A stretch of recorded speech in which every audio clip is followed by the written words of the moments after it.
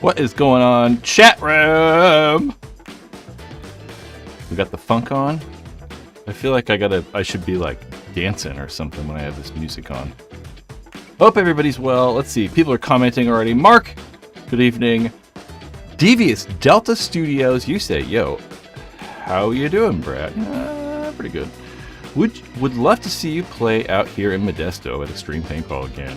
Yeah, probably. I mean, I don't see why I wouldn't. I have been talking to Michael Dufort, who actually works for Extreme Paintball Store and Sec Paintball Store, for filming for me, and he lives down there.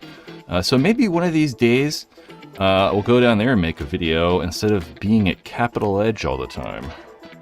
Nothing against Capital Edge, but it's the same place I go to every goddamn weekend. So it would be nice to get a little bit of a reprieve, we'll say. Sheldon! Hello, sir! Steven Jackson, that's close to my name. That's real close to my middle and last name. Ryan, how are you doing? We're live. And, yep. What we could talk about, you might be able to tell maybe from the title of this, we have a little bit of stuff we can talk about. I got a lot of videos we can watch. There's a lot of videos that came out that are kind of cool. Free Flow Cocker I want to talk about. We might watch a video that I made that I've been waiting like a week for YouTube to approve. We might just watch it here and do a little director commentary or something interesting. The Fossil CS3 came out from Planet Eclipse, another Fossil Planet Eclipse gun. There's some NXL stuff we can talk about, and So let's just jump right into this thing. This came out earlier this afternoon, or was it yesterday? Maybe it was yesterday. The HK Army Fossil CS3. And this is just a limited edition, I believe, going to be 500 guns made of the Fossil. They're a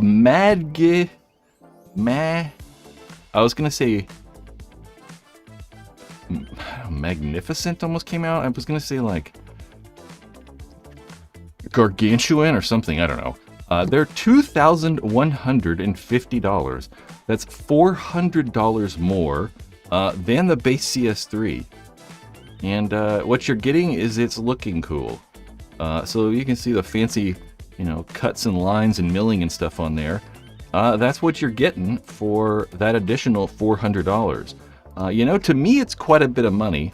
Because you could buy one of the mechanical frames for your CS3. That's not a mechanical frame in there, but you could buy a mechanical frame instead for that additional $400. You buy a base, normal CS3 and a mechanical frame. I'd probably rather have that, I think, over a limited edition CS3. But they look really, really good. I really like the things, at least. So that's kind of cool. We at least like that, and I wanted to do something in Fossil LV2 or Fossil CS3. I'm going to do a poll, so be ready in the chat. If you're here live, get ready for a poll to come through. And anyone who's live, let me actually set this up correctly. And if you're live, actually partake in this poll, But I want to know if you would rather have this LV2 or CS3. I mean, the CS3 does come with a little bit higher price tag. It's a couple $100 more. But I don't know. I think that I personally like the CS3 just in general a little bit more. And I think they look a little bit better. I've seen the Fossil LV2 in person. I've not seen the CS3. But I think I like that body style a little bit more for this milling on the CS3. It kind of looks like two different lines of teeth or something on the LV2, where it's just one on the CS3. And I just kind of think it fits that body a little bit better. So I don't know. So far we got LV2 winning with 53% of people voting. So this thing's out right now, and I think it's probably sold out. It's very popular, the CS3 in general, and always when, Planet Eclipse has these limited edition guns made, they always sell pretty quickly, and I think they're all sold out. At least from HK Army, you can't buy them anymore. So if you want to buy them, you got to go to like your favorite paintball retailer, like bfpgear.com. BFP Gear or Black Friday Paintball, they have those things. I know they do. And I don't think they've sold them all already. The fossil version of the CS3. I really do actually kind of like how they've milled the barrels, though. That's one thing that we hadn't seen a lot from the custom guns and Planet Eclipse. So I really like how they have those, like, arrow kind of milled into the barrel back. I like that at least, but it's still a shit ton of money. As LV2 is way sexier, me likey, but 2,000, yeah, it's freaking a lot of money. I'm with you, dude. I'm with you. It's quite a bit of money. That's more than a Twister, isn't it? Yeah. I mean, it's kind of hard because I don't think that we haven't seen a Twister CS3 yet, but. I don't know, because I think that the price is kind of dictated by Planet Eclipse as well. Like HK Army can't just sell it for, $1,500 or whatever. They're kind of like, I think Planet Eclipse kind of tells them the pricing, and they got to make the thing. It's definitely more expensive to manufacture the fossil guns, than it is just a standard body, mainly just because there's so much more milling on it. It's far more intricate. And it's going to take considerably longer to machine these bodies over, just standard ones. Whether it's costing $400 more, probably not. Probably not. Project G or Fossil. I actually like those Project G guns a little because they're a little bit like subdued, but then at the same time, it's like if I'm going to spend a lot of money on any of these kind of like private label special edition guns, I kind of want it to look crazy. I don't want it to like just kind of look like a stock gun. You're not going to really be able to tell the difference that much. And those Project G guns are a little bit like that. Yeah, but they're cheaper. I mean, it's like $150 cheaper than this Fossil CS3, which is cool, Cheaper's always better. But I'm really hot. I might put this fan on my body. Hold on, I'm doing it.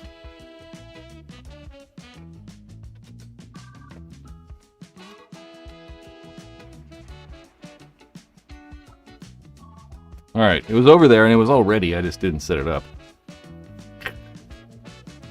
Project does have nicer ammo.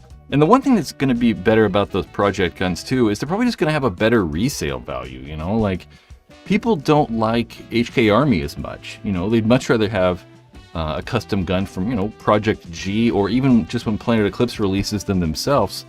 They tend to be a little bit more popular than if, HK Army was releasing the thing. Because HK's like, I don't know, some people like them and some people don't. I'm kind of neutral. Sheldon, we're going to go with, I don't know your goddamn name. Pistachio. What's a good upgrade from the 3.5? I'm thinking of going Lux. God, the 3.5 is so good. I mean, I don't know. Lots of stuff. Any of the new guns, I mean, the Planet Eclipse guns are definitely a little bit better, I think. I think the CS3 is a better gun than, the 3.5s. I don't know if I would say any of the Luxes have been, though.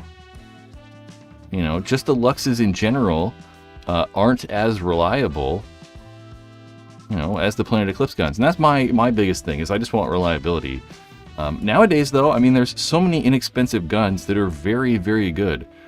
You have the Etha 3. I have an Etha 3 right there. There's the 180R. And those are going to be cheaper than any of the Luxes. Eric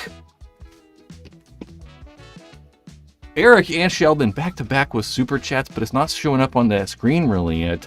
I appreciate you guys so much.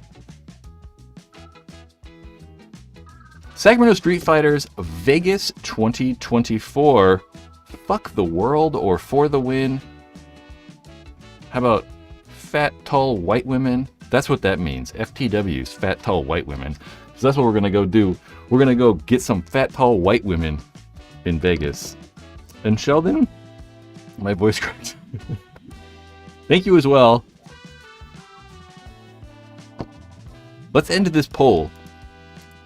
We're ending the poll so it kind of like clears away from this chat area. Who won the poll? Ben Lawton. We'll just... CS3 wins. Yeah, people would rather have the CS3. Not many people voted. Ben, I thank you so much again. It seems like every team uses the same handful of callouts. Alpha, Boston. I've not heard Boston. California. I've heard Seattle. We've done Viper. Wouldn't it benefit a team to use unique ones? I think that most do. You know, I think that sometimes the words get, you know, people use the same words, but it doesn't necessarily mean the same bunker. Like I know for... Yeah, it doesn't really matter all that much, mainly because you can't hear each other. So if you think, you know, we're on the airball field, right? We should have that light. That light should go off. That light, I don't know. It's hard when it actually happens for me to tell, and I can't hear it. Well, we got it muted, so that'll also not work. But the light should work. It's so inconsistent. It's got to like go to one service, and then it's like so much stuff. It's crazy. But I think that a lot of the teams might have the same words, but I don't think that it really matters. You know, think about when you're playing, you know, and how often can you like listen and hear what the other team is saying? And it doesn't really matter, I think, because you're not, even if you could hear their codes, it's just kind of like telling you they know where you're at, which, you know, is beneficial, but you can't really hear it that well. Yeah. And like, so when I played, we definitely had California and Viper was typically the center 50, and then California was like, I don't know, the first bunker out of the back center or something like that. Yeah. But I don't think it matters all that much. Red Alert, I hear a lot. One of them's Poison. I mean, definitely everyone, obviously Doritos and Snake and God. Beast is fairly common for like a center forwardish position, kinda. Red Alert, I don't know what Red Alert even is. Poison is typically when like someone's on the other side of your bunker. So Poison's a kind of like a easy-ish call that everybody does. Viper. Yeah, I don't know Viper. I don't know. It's probably like a regional thing a little bit too, you know. You get people that are saying different things at different paintball fields. Will you be at the tournament happening at Capital Edge next weekend on the 23rd? I don't know if I'll be... Oh, I don't know. What day is... Is it actually... The tournament actually next weekend? Oh, I guess it is next weekend, huh? The 23rd? I don't know. I don't know if I'll be there on the 23rd or the 24th. I'll for sure go out there. But I don't know which exact day I will be there.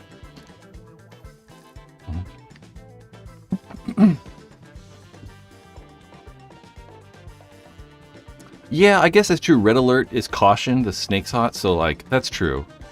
What did we used to say? It's been so long since I've like played tournaments. What did we actually say when it was like caution? That's all we would yell. I think that we literally yelled caution snake or caution center 50 or caution whatever bunker. And it was just to like say there might be somebody in there. I'm not 100% sure. But be real careful over there on that snake side. We definitely have to say something to signify that. Boop, boop, boop. Yeah, and I think we should, like George Martinez said a minute ago, I think you guys should hit the like button. If anyone likes this video, or, you know, you like live streams, or you like, you know, videos, it really does help when people like stuff and comment. It really does. That makes me feel good, if anything. Okay. What else we can talk about? HK Army Fossil. We could watch my blunderbuss video that I kind of wanted to do. I saw these online the other day, and I kind of thought they were really cool, so I was like, you know what? We could talk about these during a live stream. These just look really cool. Doesn't that look just fantastic? I really like it. It looks really good. The Nerf Free Flow Autococker series. They've done quite a few of these. There's actually like another one. I don't know if I saw those ones. But I really like these. They remind me of like a 1990s steampunk paintball gun or something. Free flows. Free flows are having problems saying free flow. Free flows are very good. I used a free flow the other day. It was really good. What pneumatics do these actually come with? That's not very helpful. You know, they really probably should put some information on here, though, because you look at this and you're like, yeah, I'll buy this for $1,100. I don't know what it is, though. It's like there's no. Come on, guys. Help me out a little bit here. Ooh, a free flow icon. I was like, they still have Trix's left? I just really like this. This is the coolest color. It reminds me of Nickelodeon. It's really sweet. 19 likes and 47 people are watching. That's what I'm talking about. No one ever... that's okay, though. I wouldn't, necessarily click off videos and like stuff if someone told me either, so I get it. But I do like stuff, when I like them, which is kind of rare. What is my favorite barrel kit? I don't have a favorite barrel kit. I think that barrels are barrels. Essentially. I mean, I think that there are a lot of good barrel kits, and as long as you're buying a barrel from a larger manufacturer, one of the reputable companies, I don't think it's bad. They're all probably going to be about the same. Whether you're, you got a Freak XL, maybe you're using, some of those. Why am I blanking all of a sudden? There we go. You can use a Freak XL. Maybe you have one of those new power insert barrels that a lot of the companies are using. You can get them from Planet Eclipse, Inception Design. Dyer making their, power insert barrels.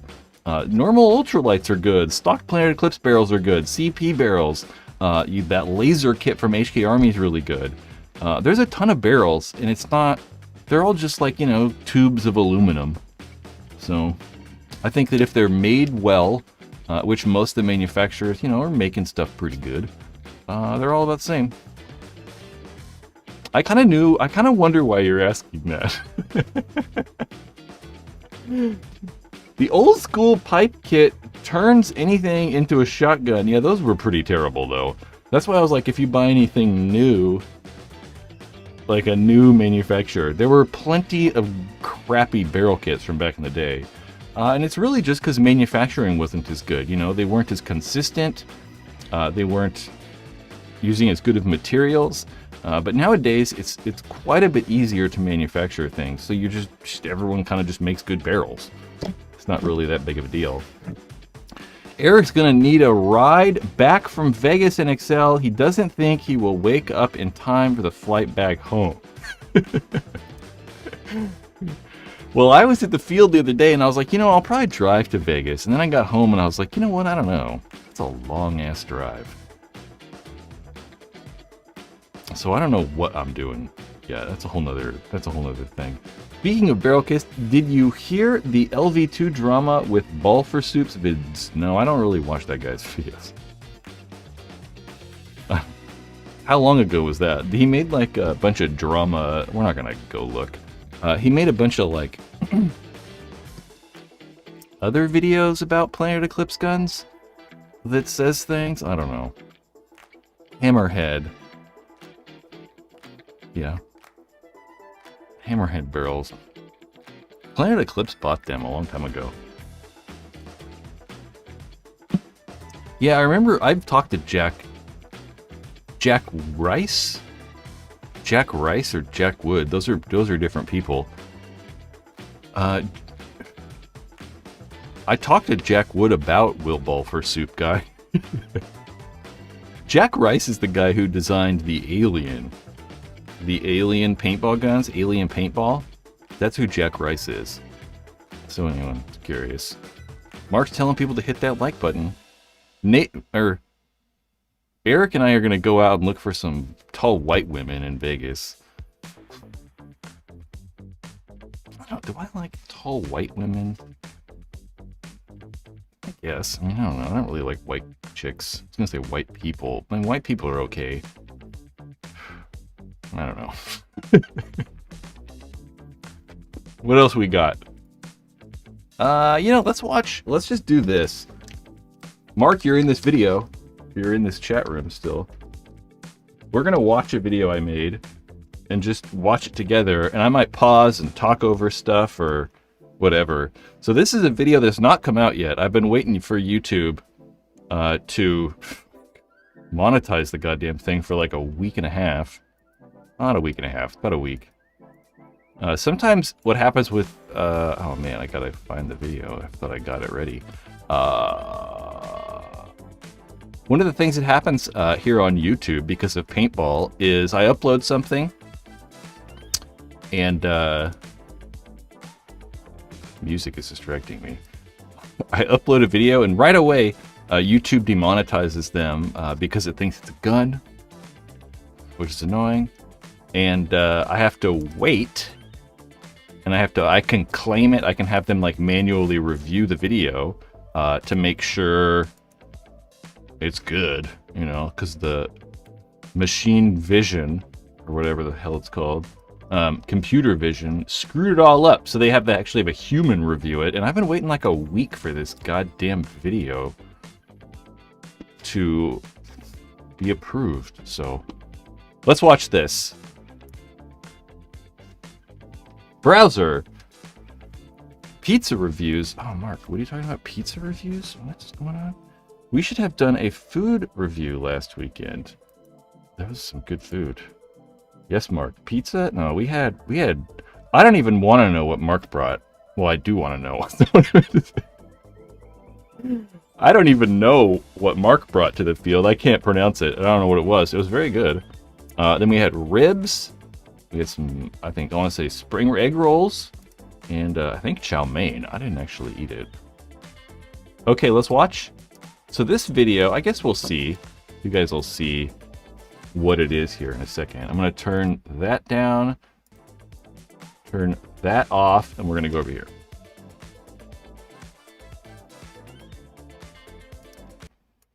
You scare the people around you? Well, say hello to the Paintball DNA Micro Blunderbuss. It's like an M80 exploding at the end of your gun. It's great. It's really just kind of startling.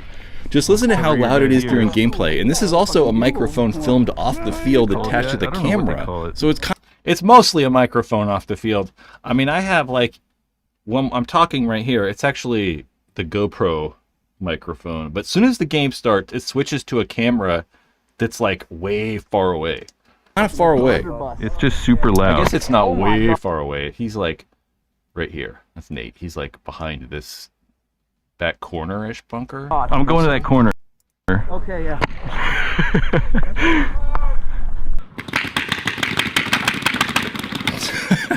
It really is just ridiculous. Just listen how louder it is over the other gun shooting off the break.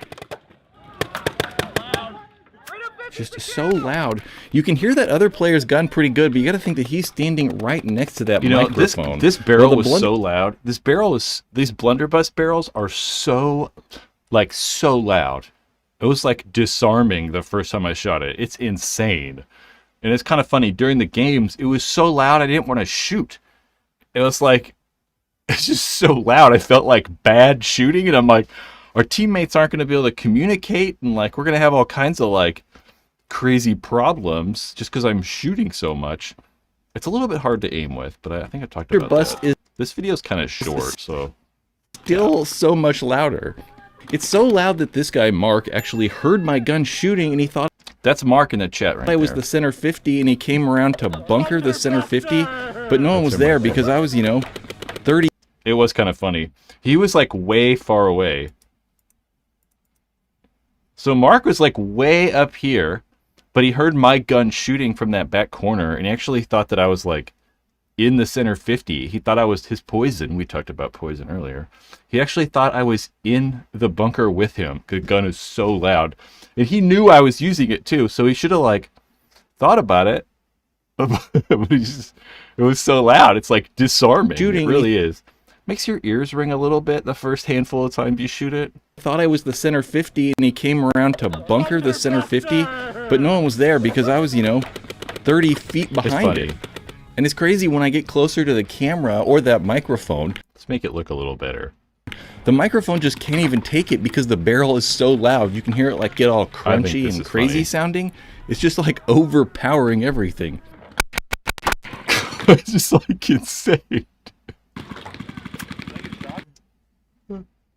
Just listen to the background noise of the game, right? And there's other guns shooting. And crazy sounding. It's just like overpowering everything. And this is my EMEC with the Shaft. Listen to this. This is wild. You can't even hear it. Shaft 5 barrel, the same stock barrel that comes on the ETHA 3 or the 3M. This microphone's about 20 feet away right there. And I didn't mess with the audio at this at all. This is exactly what you're hearing coming off the sound recorder. Like, all right.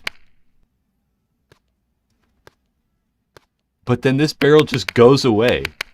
It's just like nothing's there.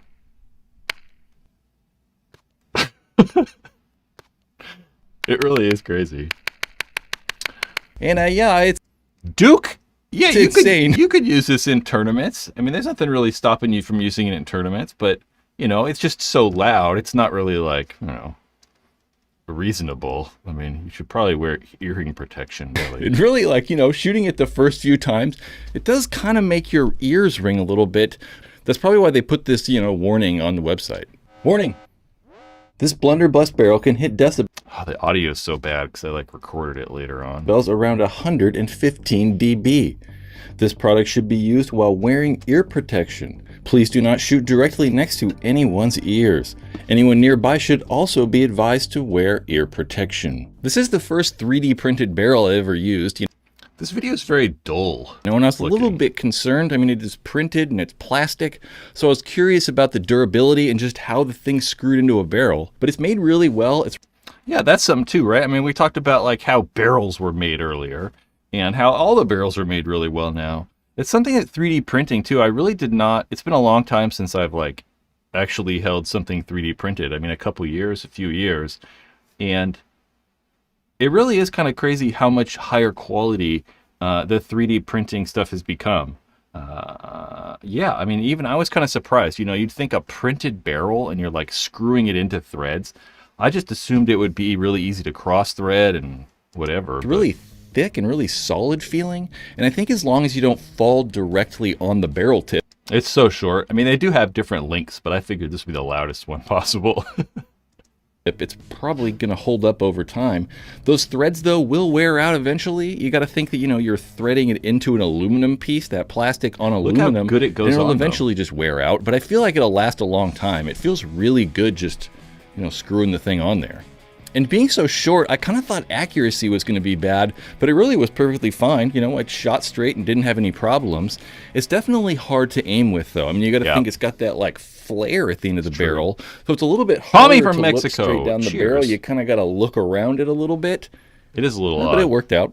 And I think this thing's just fun, right? It's obviously not that practical. It's so loud, you can't really hear your teammates, and it's really just kind of, hard to play with because it's so loud.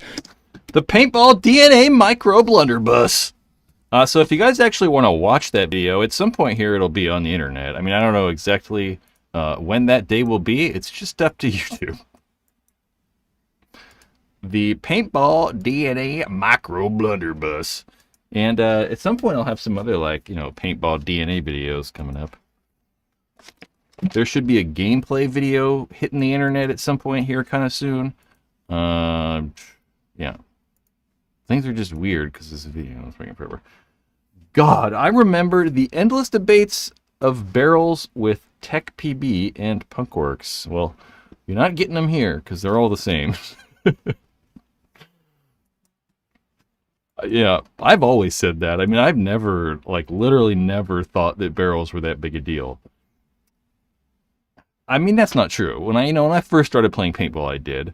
I obviously, when I first started, I did. And they might have mattered a little bit more back then, but definitely in the last 10 years, like everything's good. I mean, nothing's really bad. You get things like this that are bad, though. Like, you don't really want this. This is a stock A5 barrel, I shouldn't say A5, that's like a TIPX barrel. That's not the greatest. But, any of the stuff that's made well just also tends to work well. I got Photoshop open. Why do I have Photoshop open? Yo, Jack! Vids from Chicago Layout Play? Yep. Correcto, Mark. Oh. Have you ever tried Ranging Donkey? Have you ever tried the Raging? Is it Ranging Donkey? That's what you said. Ranging Donkey from Lapco for First Strike. Okay, that's why I don't know. Do you think the 3D printed sounded louder than the Is it really Ranging Donkey? I don't know. I have no idea even what that barrel is. Is it Lapco, you said?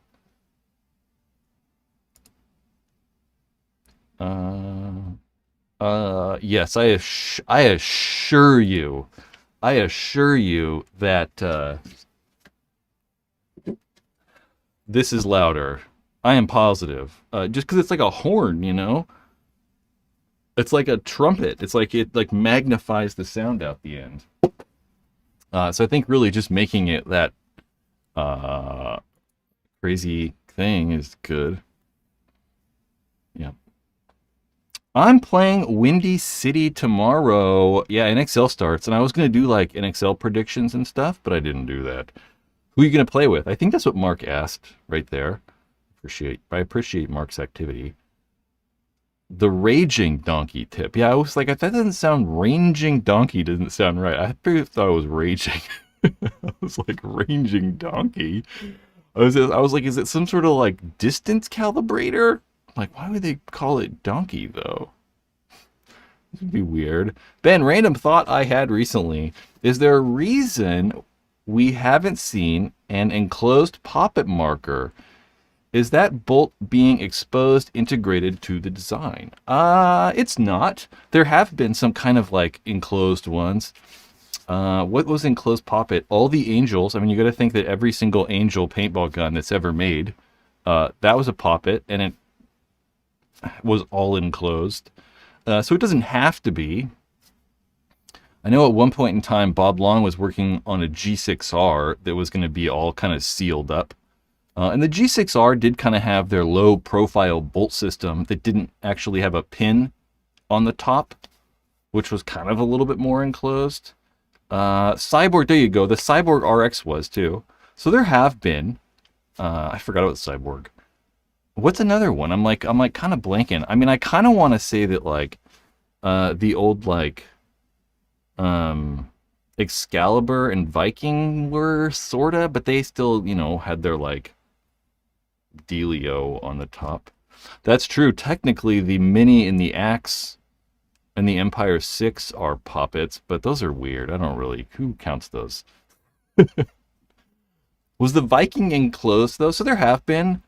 I think the main reason we don't see them now is just because poppet guns in general aren't as popular. I think that really what happened was for a very long time, those poppet guns, like the Viking or the Angel or Intimidators, typically were considerably more reliable than the poppet valves. I mean, at the time, think 20 years ago, we had like shockers and matrixes and things like that. Those were spool valve guns. They were a lot quieter. They shot probably better, but they were considerably less reliable. So a lot of people, chose to use those more reliable guns like Intimidators and stuff. But as time went on, the designs in the spool valve guns just got better. So they were becoming more reliable, but they were still shooting a little bit better. So people kind of gravitated toward those spool valve guns.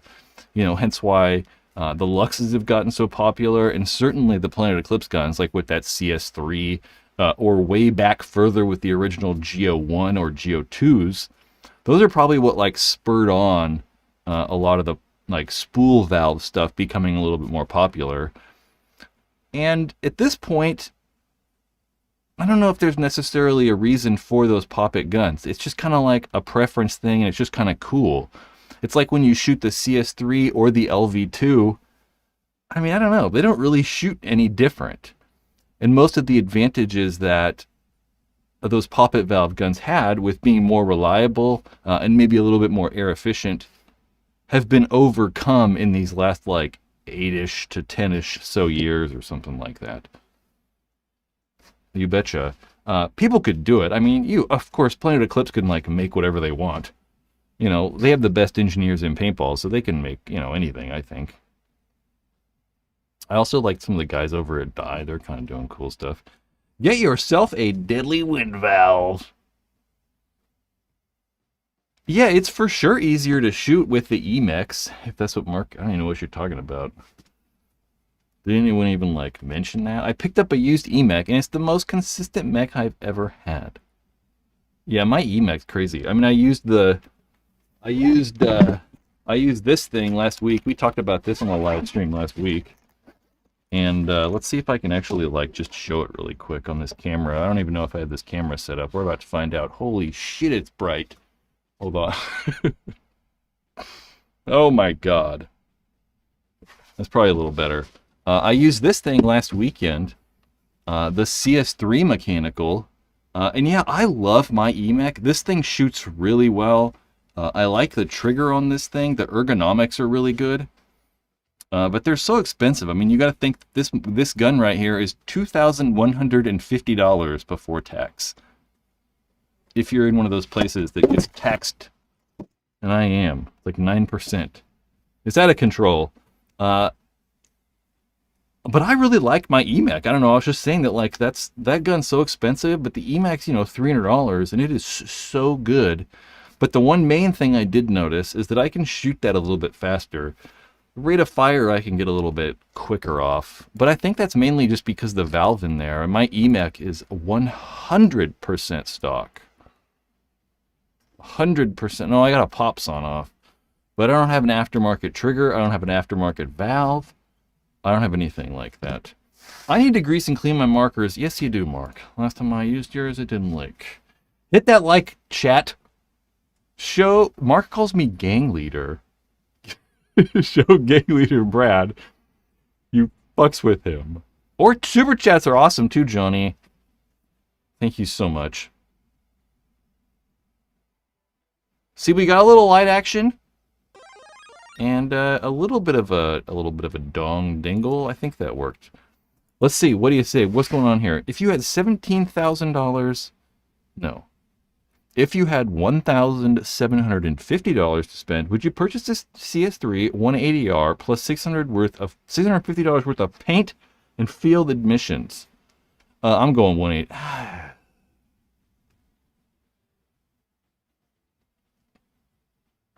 I was just going to say 180R for sure. Oh.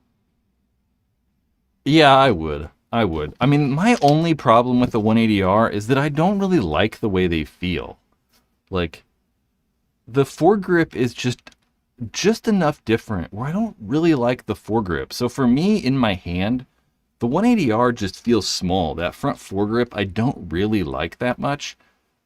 But, I mean, $2,000, it's like, I mean, oh, not $2,000, but... You know, $1,800 is a lot of money for a paintball gun, and you can pretty much get the 180R for $1,100. I'm like thinking about four things. That 180R is $1,100. That's quite a bit cheaper, and it's really the same features, right? I mean, there's some things that are nicer on that CS3, like the trigger's better, the screen's better. There's a couple other random things. The ergonomics, I think, are better. But all those important things all those important things, you know, like shot quality and, you know, reliability and all that stuff is exactly the same. But what I'd probably do is I'd probably get the 180R in a mechanical frame, and then we're good to go. Yep. We need some faint music in the background. All right, there you go. What are we listening to? It's gonna take a second. I don't know why there's like this delay in the music. It's so annoying. I change the volume and then it takes like 30 seconds for it to actually change. I like the funk. I really do like funk. It's only like in trying to find musics for videos that I realize I like funk. Kind of funny. Nate Hanneman, I'm sorry I missed you. Damn, you made the live stream. Where are you at? Are you like waiting for a plane to go somewhere? I don't think so. Maybe you are. Nate gets to go to... I was going to say Rome. You're not going to Rome. Nate's going to Paris. I'd rather go to Paris than the Capital Edge Paintball League.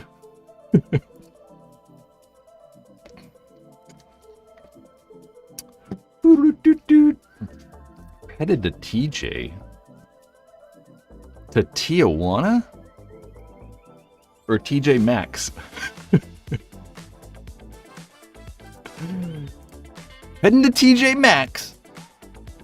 What do? What else do I want to talk about? We talked about the free flow. We talked about the blunderbuss. We talked about the fossils CS3. I kind of wanted to watch this video. So what we're gonna do here, we're gonna watch this video, and I'm gonna talk to the chat room at the same time. But I don't know about this music in this video, unfortunately. I don't know what's gonna happen.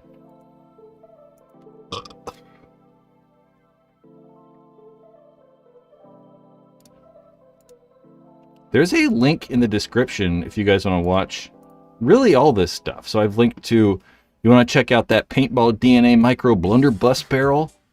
That's in the description. We got, you know, links to the fossils, links to this video. What am I doing? I've like forgot what I was doing. What am I doing? Oh yeah, I know what I'm doing. Jeez. Where the hell's OBS? It's like minimized. Oh, there we are. Woo! All kinds of problems. So let's watch this. This is HK Army video from the Mid-Atlantic Major. Growing together, and, play better probably together, gonna have to, like, okay? figure Communicate out more and more control. here. That was a very controlled game, but we can fucking step it up. We got 60%. Because I don't know what the hell's gonna happen when they start playing the music that I can't. You were fucking invincible when you fucking want to hurt people, right? Yeah. We fucking were hurting them, and then we pulled off the gas. Yeah, right. It's 6. Rainey is so good at That's the mentality. but he looks like he's got like dead. AIDS or something. Till they go fucking tapped out and they raise our fucking hand. That's the mentality. No fucking friends here. Fuck everybody. Okay? This is it. We get another chance tomorrow. Come on. Right? We're building the picture. We're building it together, and that's what's working. We do this shit together. When we're alive and we build together, we're unstoppable. Yes, sir. So this is the part we gotta turn down, and then we'll turn our own music up, maybe. I'm gonna move my attention to the other side of the screen. The problem though is that my music, my headphones, I'm like screaming right now because it's so loud on my side. Oh my god, we got all kinds of problems. We got all kinds of crazy audio happening. Hold on.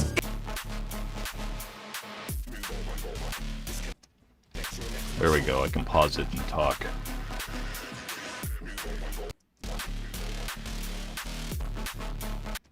Alice Goldman destroying somebody from Revo. You know, I like Fedorov. Fedorov's so cool. I like Fedorov so much. Let's do a live at CPL this weekend. I'll look into that, Mark, actually. Live from the Capital Edge Paintball League. I gotta kind of do it from my phone, though, and it's kind of ghetto, and it's kind of wacky, but we can try. Let me think about it and how I'd have to technically set it up.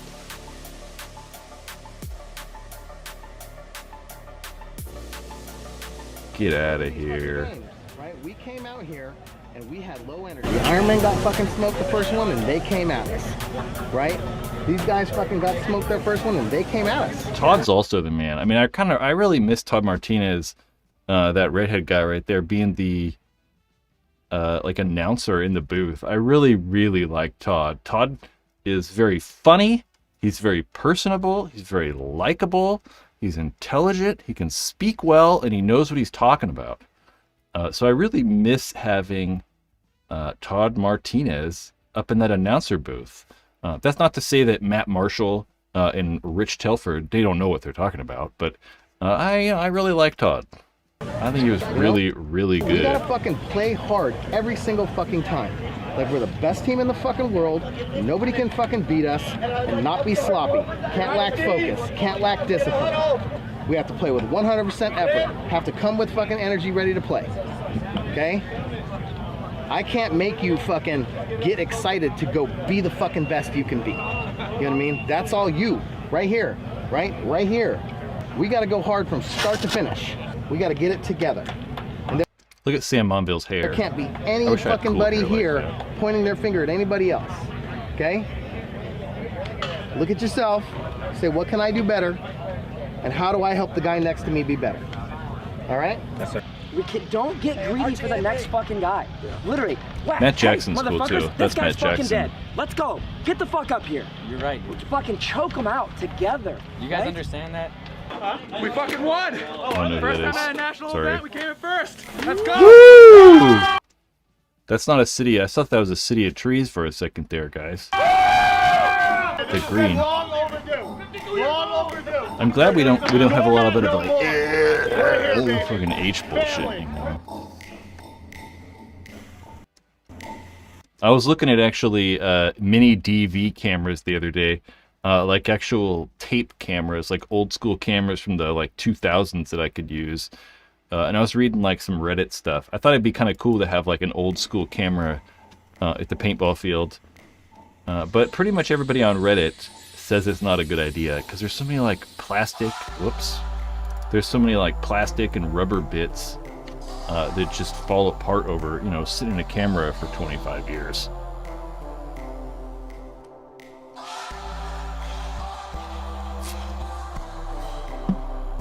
Some cool slow motion stuff. Crazy he doesn't play with pads, Ryan Moorhead. It is kind of crazy. I don't play with pads either. That guy doesn't wear pads at all. He doesn't wear knee pads or slider shorts or anything.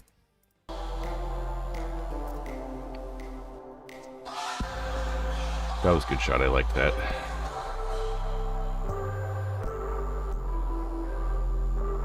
Notorious. Some of their lower division guys went over and played in the pro division in Europe this past couple weeks, 2 weeks ago or whatever. I kind of like this.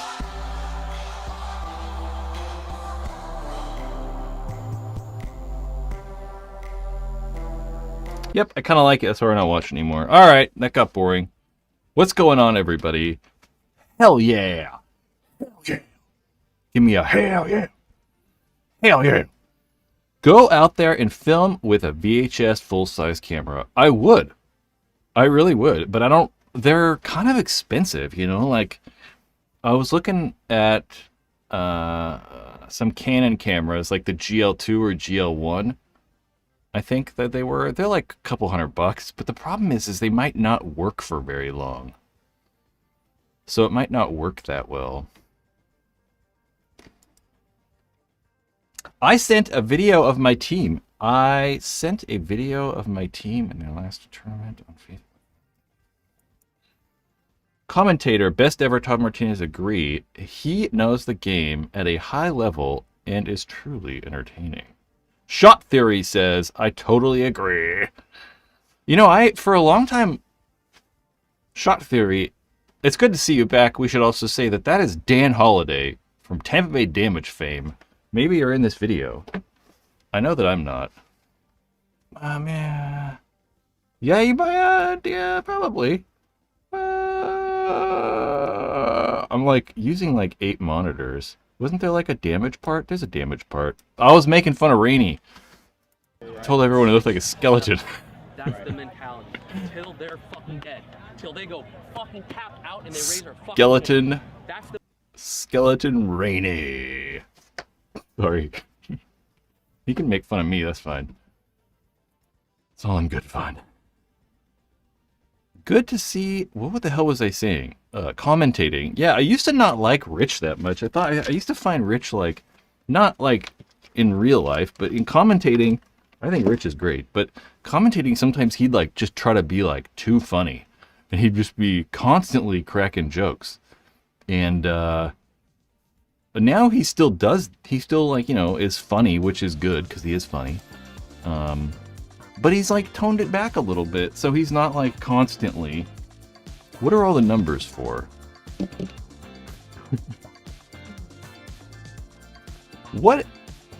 What's the age of the chat? Let's go. Okay, I'm curious. I could probably tell you the average age of this channel. We got a 33, a 46, a 34, a 27, a 31. It's a bunch of goddamn old people. I'm 39. So I'm like smack in the middle of this old person demographic. We have one person under 30. There's a couple more. All right. Yeah, the live streams are definitely not going to probably appeal to as many younger people. Because I feel like the live streams are something that... Ooh, we got some teenagers. Live streams, I feel like live streams are kind of like hanging out. And I feel like, kids, 16-year-olds, 24, you got real friends still. And a lot of us old people in here, we don't really do much anymore. It doesn't have to be like that, but that's just kind of what happens. Hey, some young guns, that's what I'm saying. I was like, holy shit. You guys are screwing up the average. Hey, I play Snake. I play front all the time. I prefer to play front. I'm kind of disappointed that my height dictated where I should play on the paintball field, because I feel like that I'm better at playing front than I am playing back. Hands down. There's no question. I'm far more effective on the paintball field if I'm playing like a front position. Like Snake 1, or like, going off the break to the Dorito or something crazy. I just feel like I'm more effective. I feel that I can make the decisions fast enough and that I know what to do most of the time. And if I'm in those back positions, I feel like I can't really do as much, right? I'm just like sitting there. I'm gonna shoot at this lane for a while. It's like, I don't know. So I like that, like, I prefer to play front. And they like stuck me in this like, play back mid position forever. Freaking crazy. But it is tiring. My body can take playing front, but I am so out of shape that my legs get tired and all kinds of stuff happens. Us old guys help support our teams. That's true too, though. You're actually like the one in charge, and you're like rounding everybody up or paying money for pods or something. Porter, I'm 6'3" and I play Snake. On one of my previous teams. Yeah, it truly kind of matters who you are too. I think that, like, like we were just, Rainy Stanzak was just on that video we were watching. And Rainy's one of those, like, taller players. He's probably, 6'1"-ish or 2 or somewhere in there. Maybe. But he can get real small and compact. So even though I'm tall, right? I'm not like overly muscular. No, I don't have the right amount of muscles. I should be bigger. But I can get real small for the most part. I mean, sometimes it is detrimental because, like, I'm just too big, and I'm like, when I'm crawling around a bunker, my legs will maybe stick out and get a little crazy. I love buying new pods just for someone else to end up with them. I know I lose a pod every weekend almost. But it's really my fault, because most of the time I put it down and then I'm like, oh, I forgot I shot that pod. And I'll remember like an hour later and it's gone. So. Juan Cortez Santiago says, who's that one 6-foot guy that slayed in the snake side on New York Extreme? I don't know.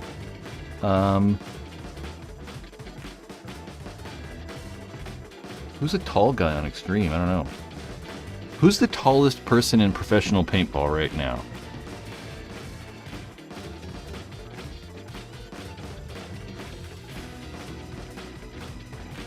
Tallest player in the US. There used to be the Mars brothers that played for the ML Kings, and they were like 6'7" and shit. Like, they were like legitimately tall.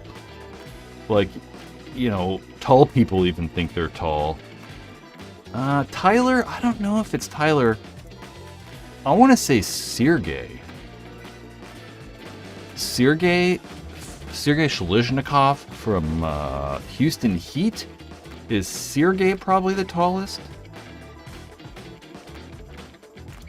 It might be Tyler, though. I mean, Tyler and Sergey might be the same height, but Sergey just looks so much bigger that I think he's tall. I just feel like he's taller.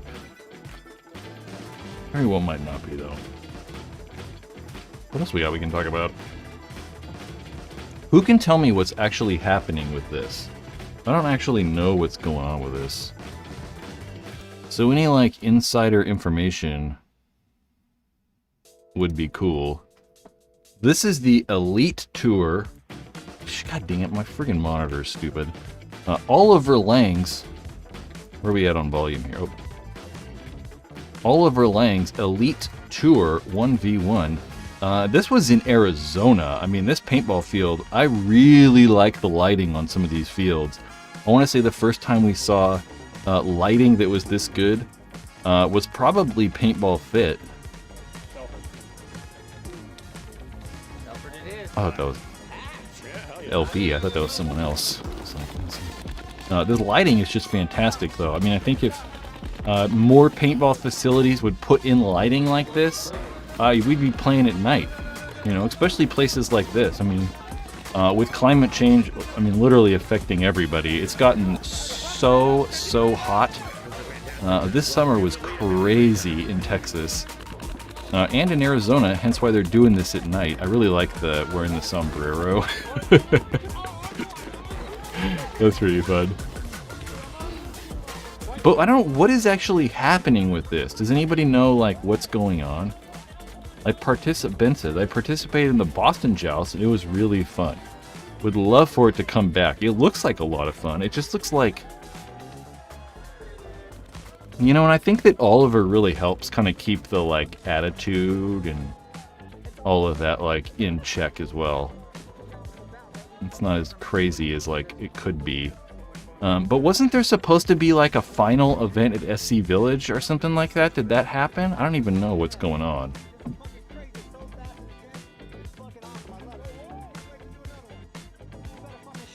But it just looks so good. I mean, the field just looks so good.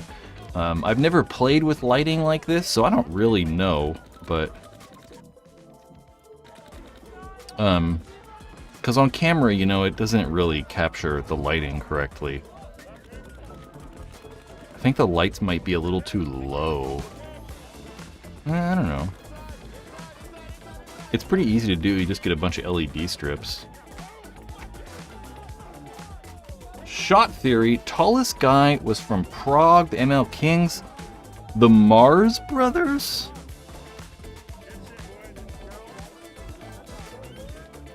I think Pavel Mars.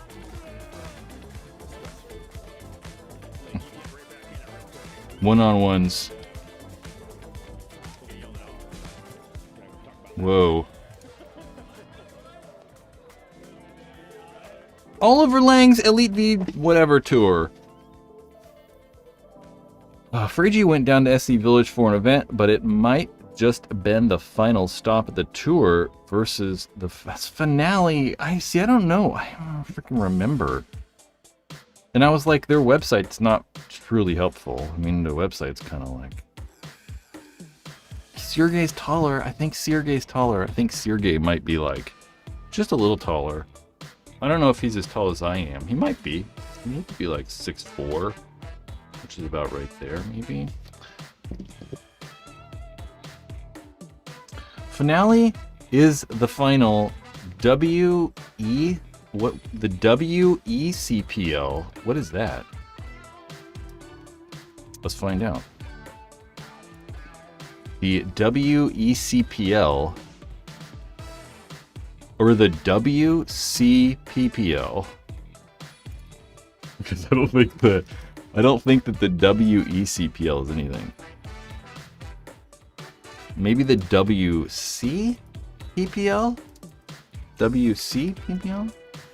The West Coast Paintball Players League. Is it WC? When is the last WC event? October 20th and 22nd. Yeah. Does it have anything about that on here or no? Probably wouldn't. On APPA. God damn. Look at how many teams. This is crazy. Oh, do I have to log in? Oh, thank you. Look at how many teams are registered for this event. So this tournament is going to happen in about a month here in California. I don't know where in California. In Moore Park, in the middle of the desert out there in Southern California. I'm in the way, but you can kind of see where it's at right there. And just look at all the teams. It's kind of crazy. This is the one thing, it's like, people are like, is paintball dying? But it's like, look at all the teams. So the Premier Division, you could say, is kind of like, it's weird. It's like a semi-pro / D2 kind of league. They got 15 teams, although some of these teams are not paid yet either. Division 3 is 28. Division 4 has 38. Division 5, 21. And they got a 3v3, some more 3-on-3s. It's crazy how many teams there are. Like, that's a lot of goddamn teams. And you gotta think that, like, every one of these teams has, like, 7 or 8 people minimum. Maybe not minimum. They got, like, 5 people minimum. The average is probably, like, 8. Something like that. Maybe 9. Guns for hire.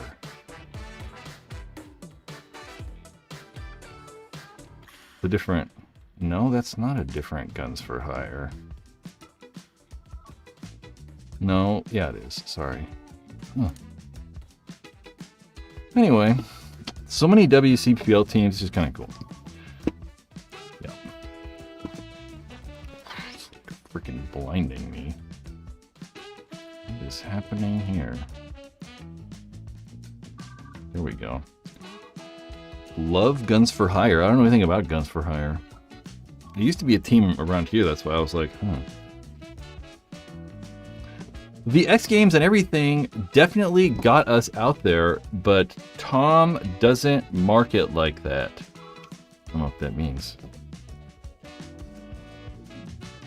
You know, one of the big problems that we all have, I mean, I constantly, I've got videos on this YouTube platform that, kind of, I don't know if it's talking shit about the NXL, but it's like, telling the NXL what they should do. I'm like, you guys should try this, or I have things for Go Sports that are like, oh, try these camera angles, and I think we should do this, and I don't know why you guys don't do that. But I think the biggest, Franco, I think one of the biggest problems is not that they don't want to do that. It's not that, like, they don't want to do better or try new things or whatever. But a lot of it just comes down to money, right? It's like, marketing. It's like a ton of money to do marketing. And these paintball leagues aren't making a ton of money. So they don't really have a bunch of, like, extra stuff to do or whatever. Yeah, I don't even know, whatever. But people are always saying, like, the NXL should do this or whatever. And it's hard because, like, yeah, I mean... It's just a lot of money, and it's not friggin' money. I think that's the biggest problemo. So I went to something I wanted to read, but let's back into it. I don't know. Are there any good paintball video games out there? It seems like Greg Hastings Tournament Paintball is still the best. You know, I don't know. I don't really play video games at all. Like, not at all. So there are definitely paintball games out there. There's that Virtua one. I think that, I don't know if it's out yet, but it will be coming out. I think they have VR. It's going to be VR. It's on Steam, I believe. Yep. But I really don't keep track. I've never liked any of them. I mean, Greg Hastings was good, I guess. I hated it. I played maybe a total of 10 minutes. There you go. There's the other one. Infinite Tournament Paintball. There's ones. There's ones. That's one. Hinman's League. WC PPL. The West Coast Paintball Players League. Owned by Michael Hinman. I think his name's Michael. Most people that are Mike are Michael, right? Yeah, I don't know. Video games in general have never really intrigued me that much. And especially the paintball ones, you know. If I'm not interested in the video games in general, I'm certainly not going to be interested in like the half-ass kind of like shitty paintball games. You know, if I play something, it's probably going to be something extremely popular that's just made really well. Taylor White, Bunkerfest is going to be the new tournament series to be at if things keep going well. Chris Rangel is putting in work. I totally agree. Well, for the most part, I guess. I don't really know a ton about it because they're all in Texas, you know? I don't know. So that's kind of the problem. Whereas for me, that WCPPL stuff is always just closer to me, so I'm just more familiar with it. Yeah, that's true. And Hinman, he also bought the USXBL. That's right, I forgot about that. Yeah, but Bunkerfest looks fun. I really like how they had like that crazy, like, you know, car wash 50 bunker or whatever. I really like that. Instead of using like the same traditional style bunkers, like trying stuff that's fun. They've had a lot of teams, and I think everybody, you know, seemed like they liked it, so it's cool. I mean, it'd be so much work having like managing like a team, not a team, but like a tournament series. It'd just be a whole lot of work. What's going on here? Juan Cortez Sandiac. Have you seen the Nerf caliber? Nope. It's shooting half-length Nerf darts at 300 feet per second. Do you think a system similar to that would make paintball more affordable? I don't even know what that is. The biggest problem with Nerf, though, I mean, it's probably using batteries, right? So it's just using, like, you know, batteries like airsoft. And the biggest problem with paintball is the paintballs just weigh so much more than those Nerf darts. You need quite a bit more energy to be able to accelerate that paintball. And I don't know. I mean, I don't think that right now we have the ability to do that. I mean, it's very possible in the future we will, when battery technology gets a little better and, you know, stuff like that happens. But I don't know anything about it, so I'm not sure. What I would really like to see, though, someone said something about Gel Blaster somewhere, but I would really like to see, people are familiar with what Orbeez are, or the Gel Blaster things. They just shoot those little, like, water expandy things. I would really like to see a company try and make them for paintball. Maybe we could make like a target practice round or something like that, that just expands in water. There's maybe no paint in it or anything like that. It's just going to be water. So maybe it would work good for target practice or something like that. I would really, really like to see that. Because those Orbeez, you know, you can buy like 1,000 of them for like $1.50 or some shit. So it's like, they're so cheap, and they're miniature, and you just put them in water and they're going to grow. So shipping and everything is going to be easier. So I would very, very, very much like to see that. I've looked online. I've looked for different calibers and all kinds of stuff, but no one's really making any like big ones. I was kind of hoping we'd be able to find like 50 cal or something like that. So people need to chill out and stop complaining. What are they doing? It's so easy to give so much advice when you're not risking your own money. I don't know. Maybe that means NXL. Yeah. That's true. A 68 cal gellet would be cool. Maybe that's what they're called. Gellets. I don't know. Kind of like the JT Pump Masters, but hopefully shooting a higher velocity. I don't even know. Splat Masters is what we're looking for there.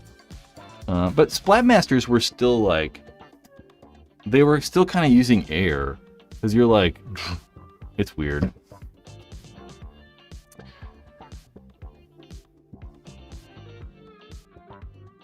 Yeah, I don't like compressed air. I wish we didn't have compressed air. It would be so cool if we had like electronics. Actually, I don't know. Like, what would be better? Fully electronic paintball guns or electronic compressed air? I don't really know. I mean, at this point, definitely compressed air, but I don't know.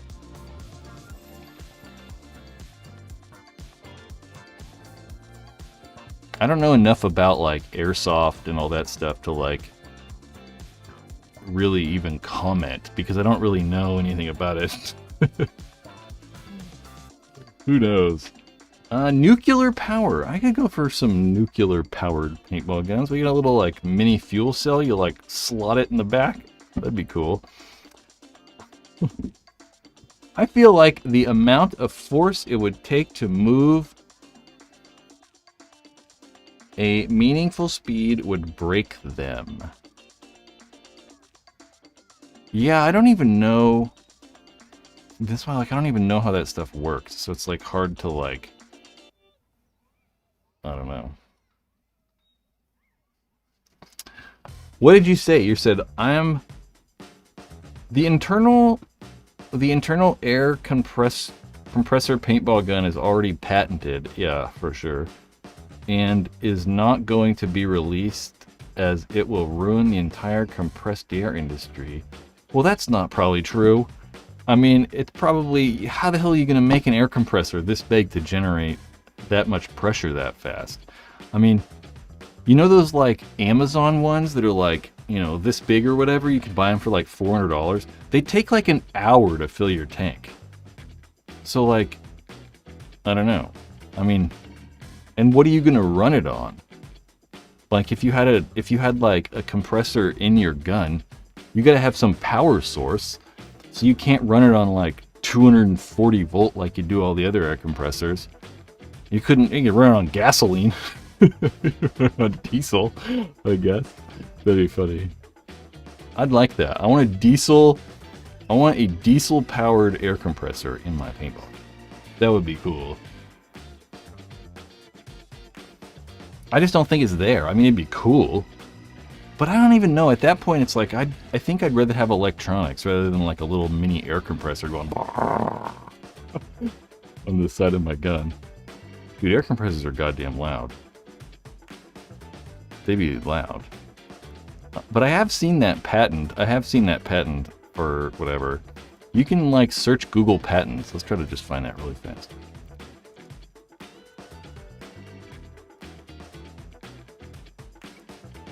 Let's search compressor paintball gun. Dude, I don't know. This is never gonna happen.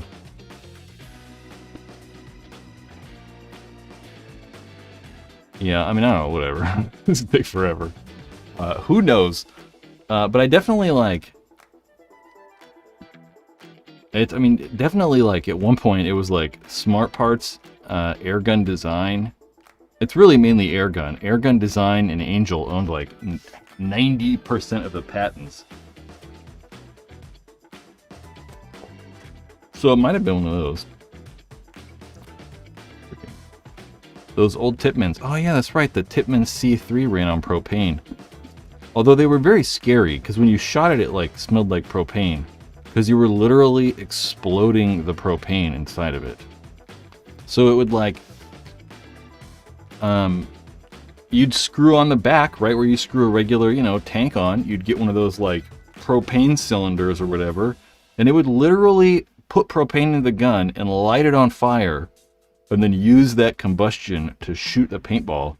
And it worked, but when they shot, they smelled like propane, and it was kind of scary. It was just kind of weird. You could get like, what, 15,000 shots or something crazy like that off one of those tanks or whatever. It was kind of grueler. Although practical, I despise the sound electronic airsoft guns make. Yeah, that's true. They're like, bah, bah, bah. That whiny rotatory sound, for sure. The pop of high pressure makes each gun feel more impactful. Yeah, that's for sure. I mean, it's mainly also the ball weighs so much more. I mean, you know, you got physics, right? So what the hell is it? Every action has an equal and opposite reaction, right? So if we have to accelerate that paintball, that heavy paintball, it's going to also like kick back this way, where that airsoft gun doesn't weigh anything, so you don't really feel it. But airsoft guns do sound insane. You're like, wow, wow, wow. They're kind of funny. The good old days. Paintball. I've ran out all the things I wanted to talk about. We're all fresh out of topics. We need... Wasn't it 250 cal? 250 cal? I forgot about that. That was funny. 250 cal. Let's see this. This is kind of funny.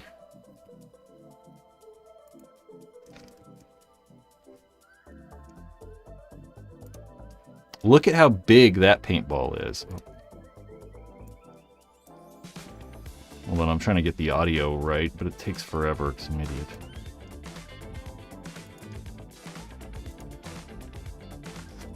Hi, I'm Todd Martinez, and I'm here to tell you about the future. The sport of paintball is moving in a new direction, and I can bring you to the doorstep of tomorrow. Paintball's always relied on 68 caliber paintballs. Not really exciting. Introducing 250 cal, the future of paintball. 68 cal is too small, and it's easy to miss your target. With our new 250 cal, you are always guaranteed to hit something. You'll save a fortune on all those thousands of paintballs you used to buy. You'll hit something. 250 cal. Empire's #1 goal has always been to grow paintball. Our top secret miracle enhancement formula enables us to farm thousands of acres of Growing 250 paintball. cal. 250 cal. New 250 cal guns are currently being developed, but adapters for your current market I are love how already it's an available. axe. Turn your boring gun into a machine of destruction. That was like Get over the 8 C3. shots from your 4500 tank. 8 shots. 250 cal. As you can see with this chart, the sport was taking a step backward with the development of 50 cal. But with 250 cal, get ready for 250 times more fun. Would you choose a smart car over a monster truck?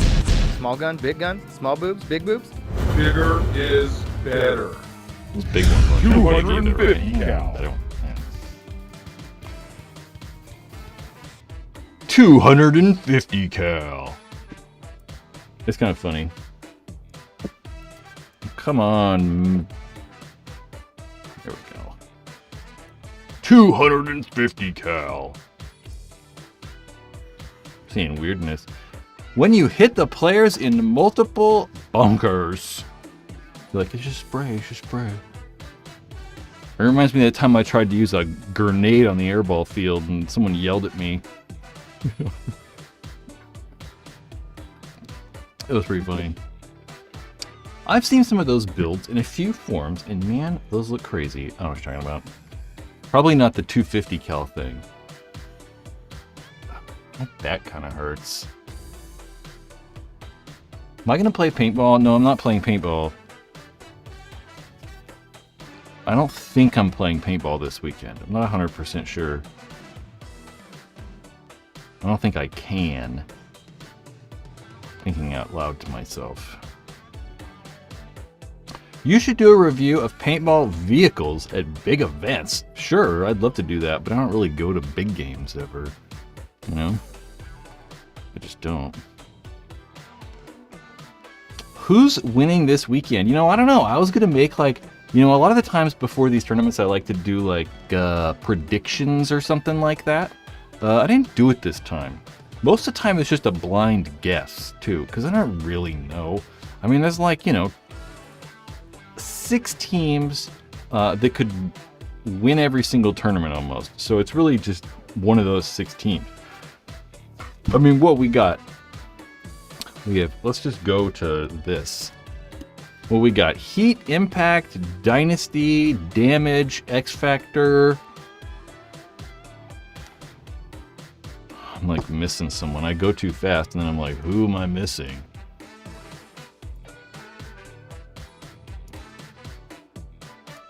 Dynasty, X Factor, Damage, Heat. I don't know. I mean, the teams that could win every single tournament, there might only be a few. I mean, Dynasty, X Factor, Damage, and Heat. Those are probably your best 4 teams right now. Impact, obviously. Impact are still good, but they're just, I don't know. Ever since they kind of lost everybody over their star players over to AC Dallas, like we'll say Kyle Spica and what's that one guy's name? Alex Rodriguez and another Alex Goldman. Impact is still obviously very good. They still have a very good roster. You know, they still have Chad George over there. They still have Nick Laval. They got Matt Jackson. They got some of those Revo guys like Matt Derula. But they're just, I don't know, not as good as they could have been or were before. So I don't know. I'm going to go, who's going to win? Let's just go with Dynasty. It's kind of easy. Dynasty won the first 2 events, so we'll see. Although Damage won the last event, so we'll see. Who knows? I was thinking about the layout. I did play the layout last weekend. The Ironman. You know, I would like to see the Ironmen do well too. The Ironmen are not good. The Ironmen have gotten this year 17th, 12th, and 19th, which is kind of unfortunate. You know, the Ironmen have really not a bad roster. I'm clicking around here and it's taking time to load. Yeah, the Ironmen don't have a really bad roster. Golly, Paintball X, this is freaking slow. They got Jordan Boyum. Jordan's really good. You got Keith DeVitt. Keith's really good. You got Al Fernandez. He's really good. Corey Field, Patty Gleason, Adam Gomez, Clayton Hughes, Michael McGowan. Some of the people I don't know. Nick Sloviak, Chris Treegard. That's actually not bad. I mean, I don't think that that's a roster that should be in last place. I think one of the more interesting things is probably New York Extreme. New York Extreme just added Carlos Cortez. Carlos is very, very good. But they also have Jerry Caro over on that snake side. And Jerry's like almost the same player as Carlos. Yeah. Both of those guys have a ton of potential and are very good. So I really kind of hope to see New York Extreme do better, really. I like to watch them play. Pat Kraft is really good. Josh Taylor's really good playing that back position. Corey Hall, sorry. So we'll see. We'll see. Time will tell. Did you just say toot? I don't know. Did I? Maybe.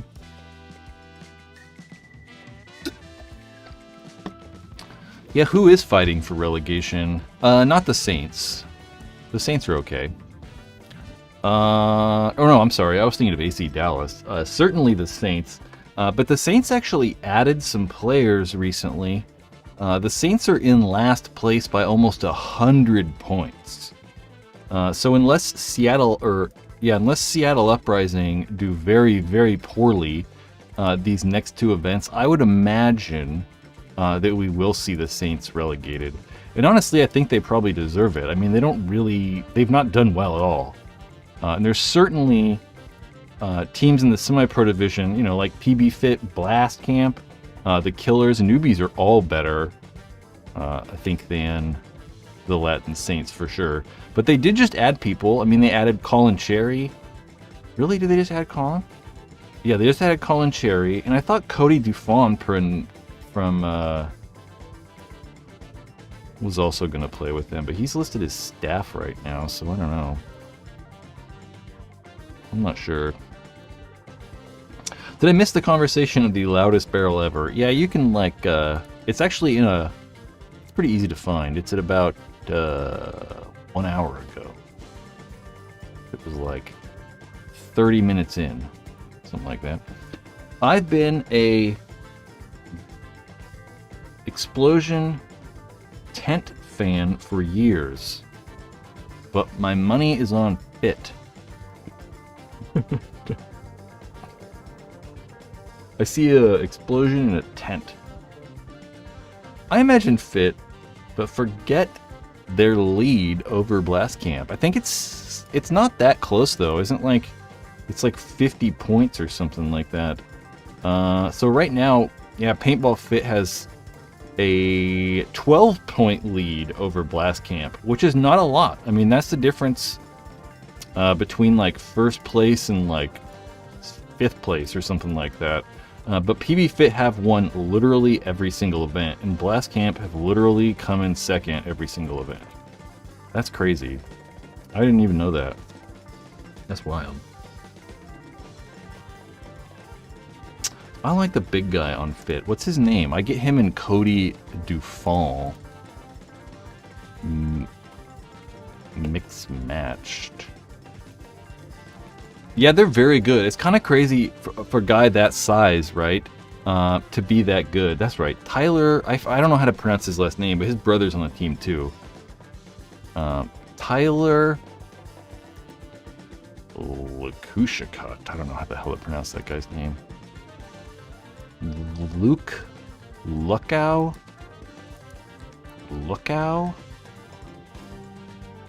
Colt? Does he go by Colt? Tyler Colt. This picture of him is like from like 4th grade. Jeez. Colt. That's right. He does go by Colt. Luke. Ow. Dude, I don't even know how to phonetically read stuff, so...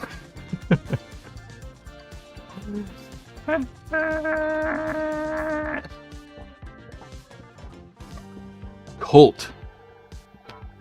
Carlos Silos can play the Dorito side as well. Yeah, I think the first time I remember at least watching him play was on Tampa Bay Damage, and it was just like, man. I remember at one tournament or something, he had like a handful of points that just really stood out, and he just looked really good. I'm just kind of jealous of those guys that are like, not really in real life. In real life, I'm glad I'm this size.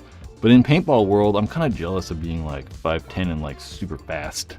I want to be like, not even 5'10, they're like 5'4 or something. Or like Bridnikov. Like Bridnikov can like stand up in the snake. Like, the snake bunkers are like up here on me. They're like at my waist. It doesn't work out so well. Yeah, the Saints, I mean, I think that they probably were... Yeah, I don't know. It's just very odd that, like, you know, one of the things that I find weird, the Latin Saints, is, you know, they had, was it last year? God, my, like, brain. I cannot remember anything. But whatever happened, they had all those, you know, like their superstar players. They all decided to pay everybody, and then it didn't work out, you know, for various reasons.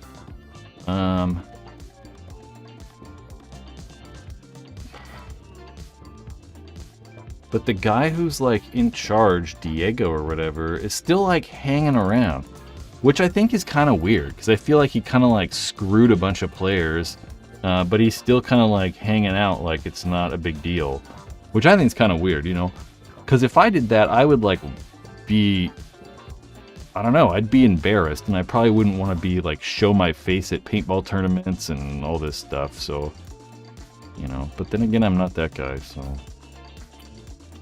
How actually tall are you? I know you're a bit of a light pole. What does that mean? I'm just tall? I'm not like really skinny though. I mean, I'm skinny. 6'5" is my current height. I'm not like insane. Blanco's sisters from Destiny have to hop over the start gate to hit the buzzer. Yeah, some of the women players are really short. It looks like they could barely, like, their guns are like too long. It's kind of funny. Yeah, Latin Saints, it's just kind of weird that like they're like just hanging around. Does the NXL get any streaming for their events? I believe so. I mean, certainly they're on the webcast for the finals and stuff, and I think that the NXL normally has their YouTube channel that has most of the semi-pro games, and I believe that they also do the WNXL on the YouTube NXL page. I'm not 100% sure because I never really watch it. I'm just watching, you know, the men's pro game. Jeez, burping crazy. I think so though.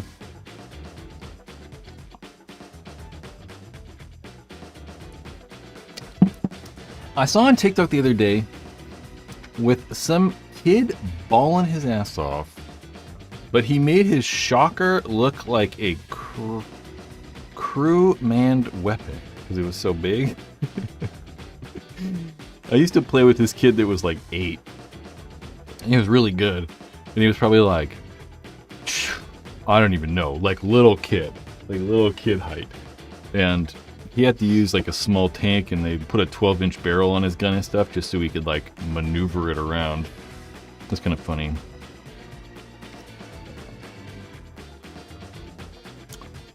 NXL YouTube. I'm gonna go with maintainers. Don't know how to emphasize interest groups. What the hell does that mean?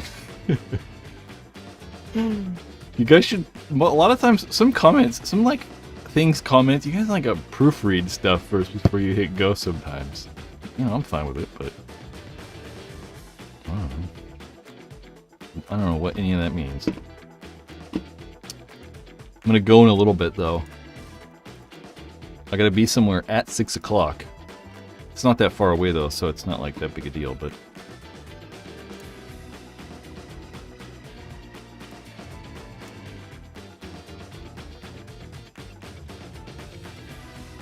mag fed or pump gameplay. You know, I don't want to do either of those. I've never even played pump. I do own a pump gun, and I've never even played mag fed. So I don't know. But I could tell you that I probably like magazine fed guns just because you don't have to pump the goddamn thing. You know, the biggest problem I have with pump guns, you just gotta pump it. I just don't want to do that. I just want to be able to shoot. So I don't know. Hot date? Nope. Okay, the real question, what's for dinner tonight? You know, I don't know. I'm going over to a friend's house for dinner, so I don't really know what they're doing. We're gonna find out when I get there. I just told them I'd be there around 6. I don't know what the hell I'm doing. Do I like a turtle? Kind of a turtle mouth. Farted. Stock class, you know, stock class is, I guess, cool.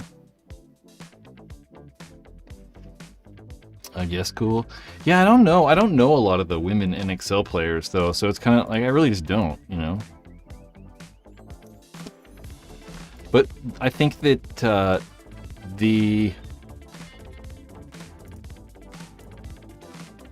What is actually going on here? Why do I have 2 chat windows open?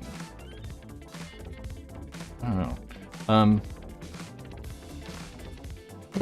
Yeah, I just don't know a lot about the WNXL.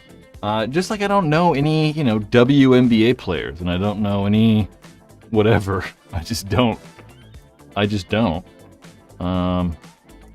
I also don't know a lot of, like, new pro players either. I kind of wonder that sometimes. Like, we think about, like, all the people that are, like, paintball famous, and a lot of them are old. I mean, we think about, like, Ryan Greenspan and Yosh Rao and, like, those Dynasty guys. And then you have guys on all of these teams. You have players on Heat, like, whatever. You got, players on Damage. You have all these guys that are paintball famous, but they're all pretty old. We don't have any, like, super new young players that are as popular. I think that Harrison Fry does a really good job. I think that you could probably put into that category.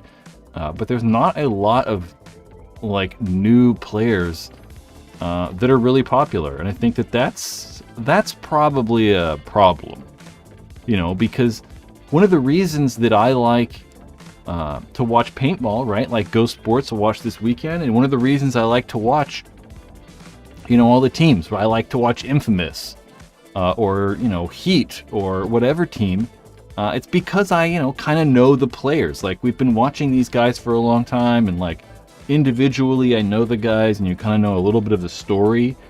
But a lot of the newer players, I don't know anything about them.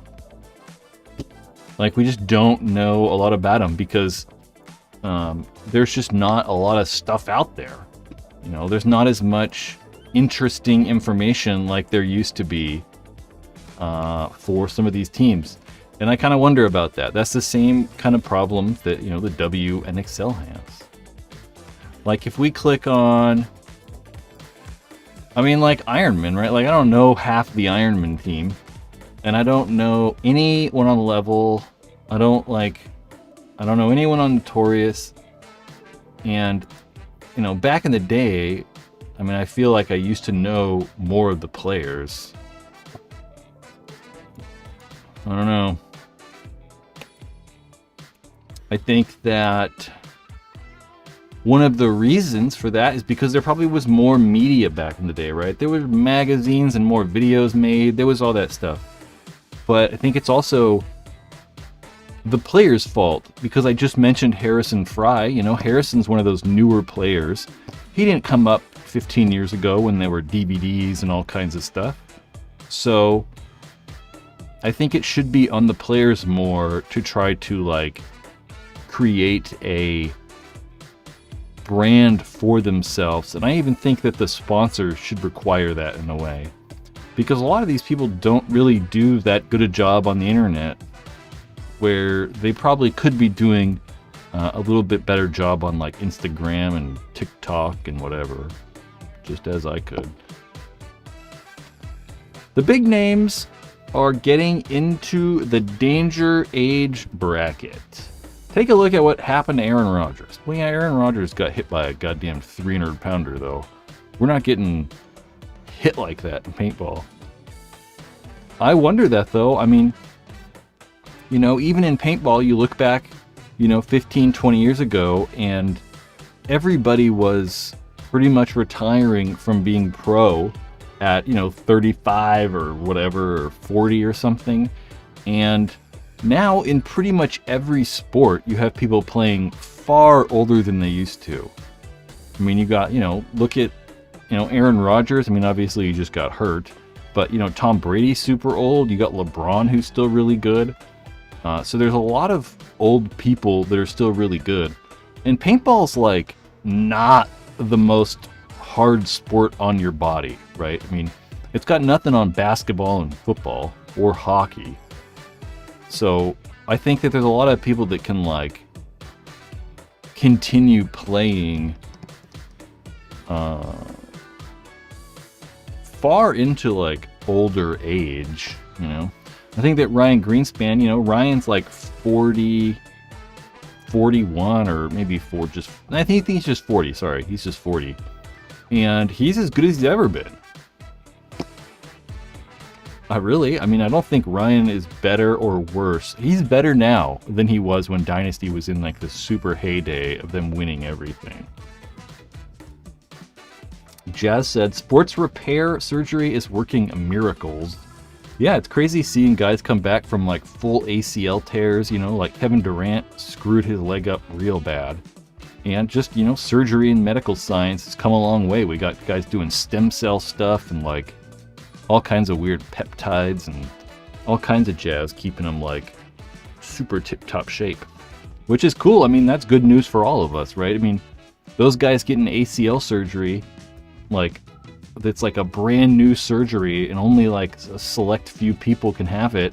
You know, at some point, you know, 20 years from now, 30 years from now, it's going to be like a routine thing, and then everyone can just, you know, rip up your knees and get them replaced. So, yeah. Greenspan is super health conscious too. I don't know, is he? I mean, I think of like super health conscious, and man, not the way I'm thinking about it. You know, he's not like doing what LeBron's doing. But he's probably more like, maybe not. I mean, I don't know.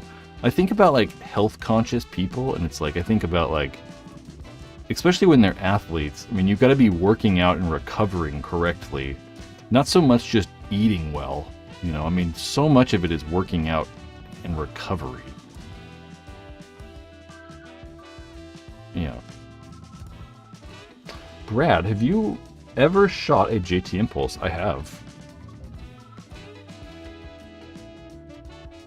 LeBron's not on gear. He's not on like HGH or something. He's been like a beast forever. I did watch some stuff on Barry Bonds the other day though. You know what's crazy? Like they said Barry Bonds' shoe size increased 3 sizes from like 1998 to like 2005 or whatever. I don't know. It was like his shoe increased 3 sizes and his head expanded. I'm like, I get when you do like, you know, HGH or like, you know, steroids, like your muscles get bigger, but your feet get bigger? Like, that's crazy.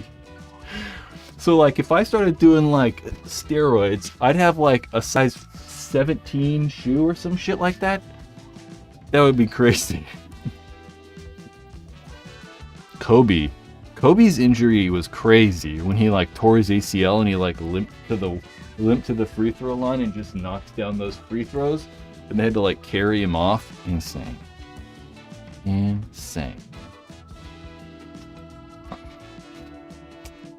Yeah, I think for sure. I don't think LeBron's doing steroids simply because it's not worth it, right? I mean, could you imagine him getting caught? Like, imagine if LeBron tests positive on a drug test. Like, that would be bad. I mean, the NBA'd probably think about covering it up. And, like, what happens if it came out that the NBA covered it up? And what happens if LeBron gets caught? You know, I think that's the worst part. I think that if steroids were a thing that they could all use freely, of course he'd do it. I'd do it too. I mean, there's for sure things they're taking right now that are illegal that do stuff similar to steroids that are not steroids as well. I mean, there's all those like, you know, special peptides and stuff they're taking, and they get all kinds of wild science stuff, groundbreaking, cutting edge things that we don't ever hear about or know about yet too. So LeBron James is maybe one of the best athletes ever to live. Or Rodney Mullen, you know, one of the two. It's either Rodney Mullen or LeBron James. There's probably no athlete, I don't know if there's an athlete more influential in any sport than Rodney Mullen. You guys remember T.O. and his home cryo chamber? You know, I don't believe cryo works in the first place. It was to reduce swelling. Tiger Woods was having that weird blood replacement treatment to heal. Yeah, I don't know if cryo works. I don't think cryo works. first of all. I think that probably like cold therapy works. I've looked into so much of this stuff. I want to talk about people caring about their health. I think that cold therapy can work because you're actually like cooling your core temperature in water, right? But when you're standing in this cold air, it just makes your skin really cold. It doesn't really like cool your core temperature down the same. Anyway, I didn't know Tiger Woods was doing blood stuff though. It's like blood doping, like Link Arbitrare or something.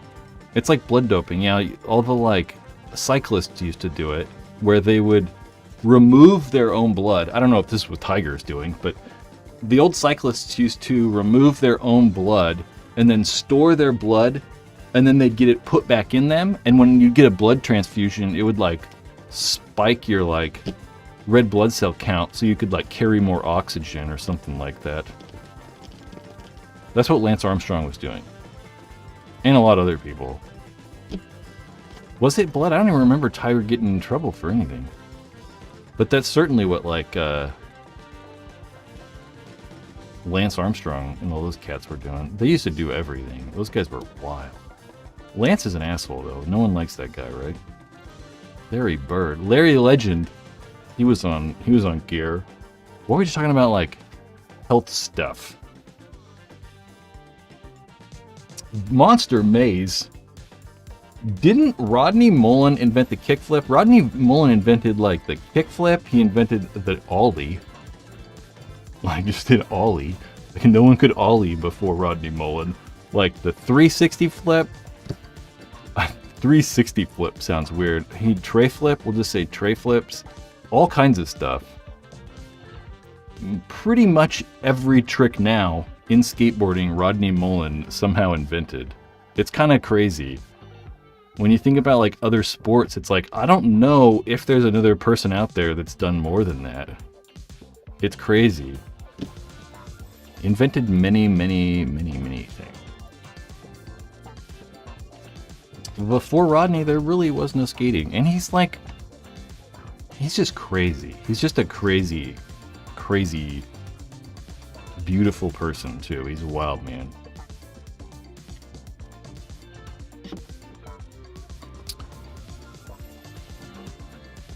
Dan Holiday shot theory. You're like minutes behind. You're like 5 minutes behind in this conversation. Peptides are a precursor to IGF. I think it's an IGF-1. What's IGF-1? Isn't like insulin growth factor hormone 1 or whatever like that.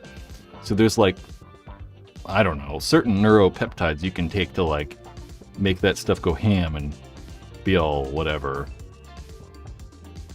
Mike Tyson's also great. That's fair. Mike's the man too. Mike's a wild man, but he's so cool. Could you imagine? It's crazy how he's like Mike Tyson's like the scariest person to live or something, you know? Like, pick one person you'd rather, like, Mike Tyson's be like the worst person for you to be mad at or something. I don't know. Like, there's very few people that I would be more scared of. But it's crazy his voice. Like, it's just so funny. Everyone's just like, Rodney Mullen, Rodney Mullen. Alan? Did he? I don't know. I was pretty sure that Rodney invented the ollie. Either way, he invented many, many skateboard tricks. That's for sure. Yep, I was a semi-pro skater back in the 80s. Huh. I never really got into skateboarding. I like talk about it and like sounds like I know what I'm talking about, but I really don't. I don't really know anything about skateboarding. It's something that I wish I would have done. I wish I would have got into skateboarding instead of like BMX and rollerblading.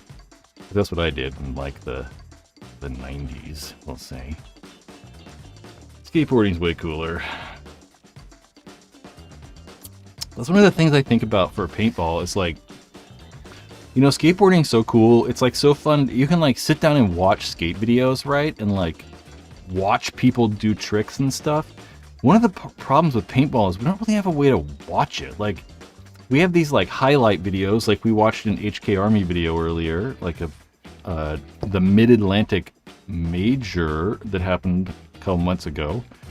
And, you know, it's cool, but like, you don't really, I don't know, it's just you can't really like see what paintball is or understand what it feels like to play it through those videos.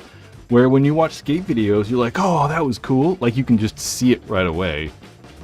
And I don't know, it's one of the biggest problems we have is capturing like that, like, whatever. Something about paintballs.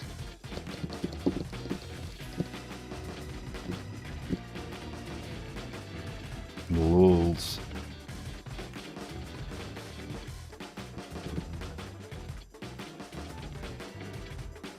Pineapple and I used to talk about surfing and skating at Mare in the 90s. So Mare Island. I was talking about Mare Island the other day for something else. What was I talking about? I don't know. Have you seen the HK Army Tracer unit for the airsoft stuff? Or did they actually make a paintball one? I did see that, like, Instagram video they made, but I didn't actually see a paintball one. Did they actually make a tracer thing for paintball, or was that just like some video they put online?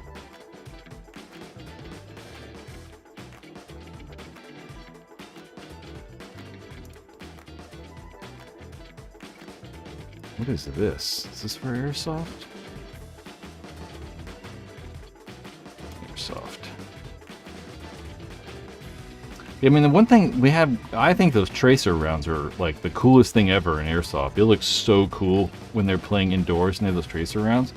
But the problem with paintball is that it's just like, we're playing outside, so it might not show up. I mean, I guess if we were, it's over here. You know, if we were,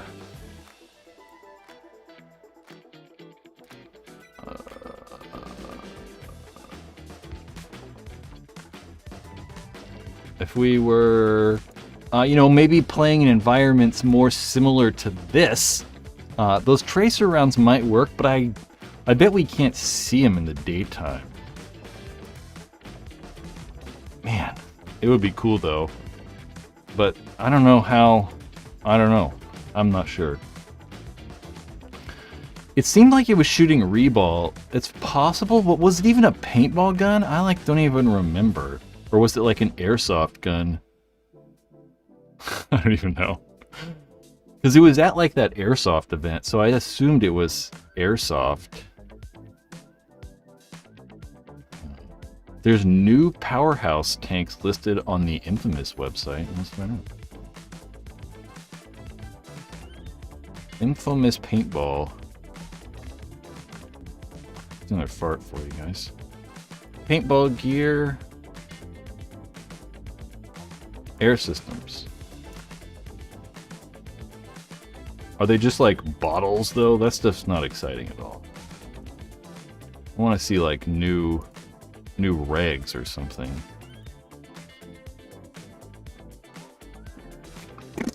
Unexciting. I'm hoping my M4. Oh yeah, not your M4. I'm hoping M4 from Die and Geo5 from Planet Eclipse. I don't think that's gonna happen. I'm also wondering about the Paragon core. It shoots so smooth when it's going. When it's going is key there. You know, I hope we see an M4 too. I would really like to see, I want to see a gun from Die that's actually going to compete well with the other companies. Like, I want to see something that's like, makes me want to sell all my Planet Eclipse guns and just have a Die gun. Or at least make something better than the Lux. You know, I want to see something from them that actually competes. Okay, the Featherlight reg is on those tanks. I just saw TKO and I slipped over really fast. I haven't seen that Featherlight regulator. I mean, the neck does look smaller. I don't know if that's a... It doesn't say anything about a different regulator, though. I'm pretty sure it's just the... Because it just says TKO Powerhouse Professional Competition Regulator. Factory set at 450 PSI. Made in the USA. The lightest gen Powerhouse TKO regulator. The latest gen, I'm sorry, not the lightest. The Featherlight tanks, I don't know. We'll look at this later. Normal TKO regs. But I would like to see, you know, Dye be able to make something that competes. But I highly doubt we'll see a Geo5. It doesn't make any sense. I mean, they just released the CS3, and the Geo4 didn't really sell that well for them. They have the LV2, so having 3 high-end guns just seems insane to me. I wouldn't do it if I was them. But I'm not in charge, thankfully, so... Isn't that the DSR Plus? I don't know. Dye should bring back an Angel Air type of thing. I'd like to see that. I mean, I think that there probably is a spot somewhere for some sort of digital regulator, but I mean, it's difficult. I mean, we got the Powerhouse regulators individually, you know, selling for like $200. So I don't know. I mean, how much would that digital reg be? You know, it'd have to have a screen on the side of it, hopefully, and all that stuff.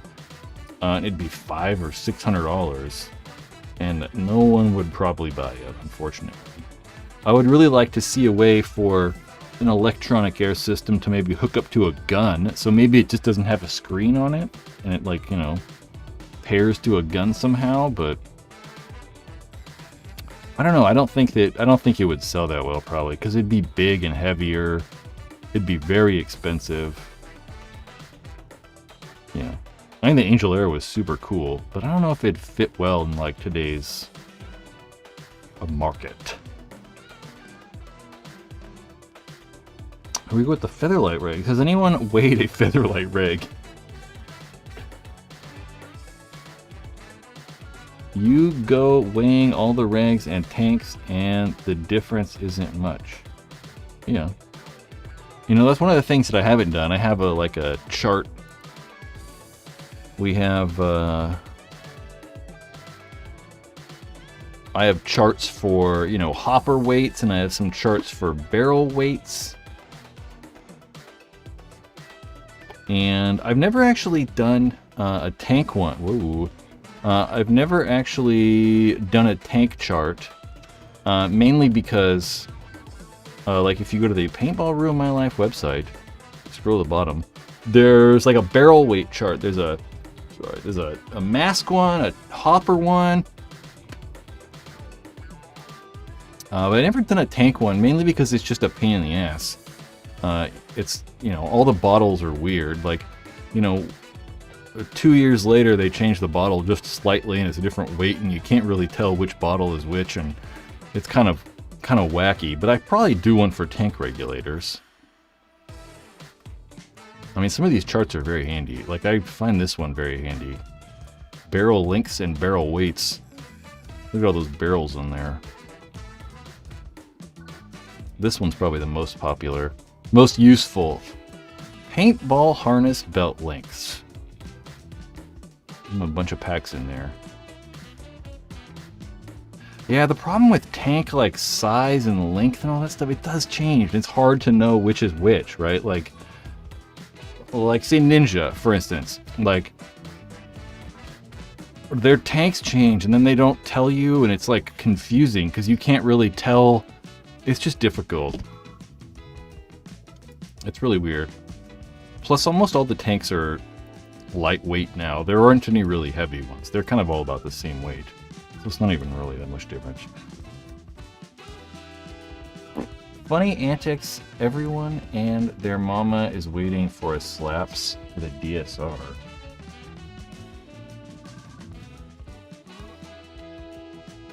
Didn't I see one of those, like, fly off the other day? I don't know. I don't think they will till 2024. I don't know who is they, but that's just a personal opinion. Like the tankless gun, unreleased reason, so very with a pound of salt. Yeah, I don't know. I don't think there's a tank manufacturer stopping us from having compressors on our paintball guns. It's just insane. Like, how do you power a compressor? How do you power an air compressor that can develop 400 psi attached to a paintball gun? There's just no way to do it. You could rig up flow sensors in a tank extender. Car/bike dudes do it all the time. What are bike people doing with flow sensors though? What the hell would you do with a bike for?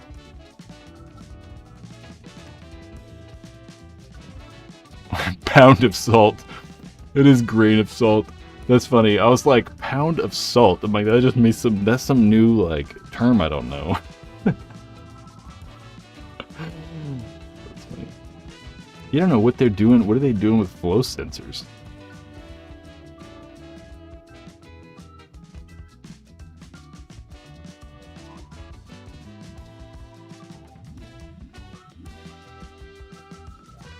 Your gun's gonna look like the Defender. It's true. The Defender's sweet. You know the Defender's all magnesium. The whole entire thing's magnesium. So it looks like it's super heavy, but it's not. It's like weirdly lightweight. It was super easy to like scratch and like you get it all looking crazy, but it's crazy.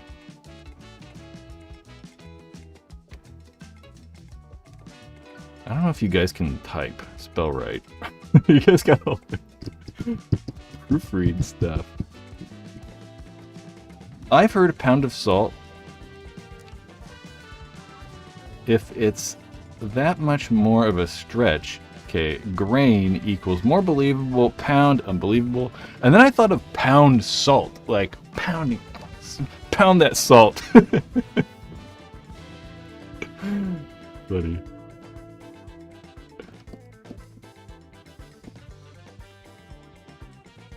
Yeah, I mean, there's no context with texting, right? Like, people try to like be ironic or like irony or like sarcastic over text, and it doesn't work. It just doesn't work. You gotta write smarter jokes.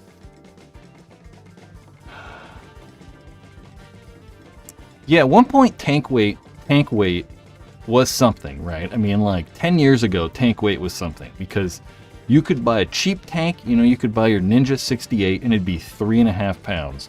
Or they had their SL, the super light tanks, and those were like half the weight. And it was noticeable that they were lighter. But now pretty much everyone has light tanks, right?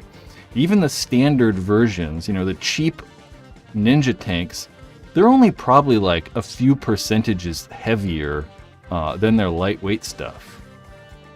Pound sand, that's also, that's kind of what I was thinking too. Yeah. Everything's lightweight, so it's not really a big deal. Alright, I gotta go, shit. I'm gonna be late. I had to leave, I had to be somewhere at 6 o'clock. I forgot. Alright, well, I gotta go quickly. Guys, enjoy the weekend. Shit. Well, it's not really that big a deal. It's not like I have like a appointment. But I did say I'd be there at 6. Enjoy the weekend. You know, we got NXL coming up. We're gonna pull for a damage victory. So Dan can come in here and he can tell us how cool it was. It's this weekend. Yep. Okay. Hopefully there's some freaking videos actually coming out if YouTube will like tell me I can make some money. Make $14. I appreciate it. Everyone's super chats are freaking awesome. You guys should go buy some merch. Buy this merch. I didn't do a merch promo. So go buy cool paintball stuff. Paintball shop. Paintball ruined my life. Paintball stuff. Yep. I gotta go though. Alright guys.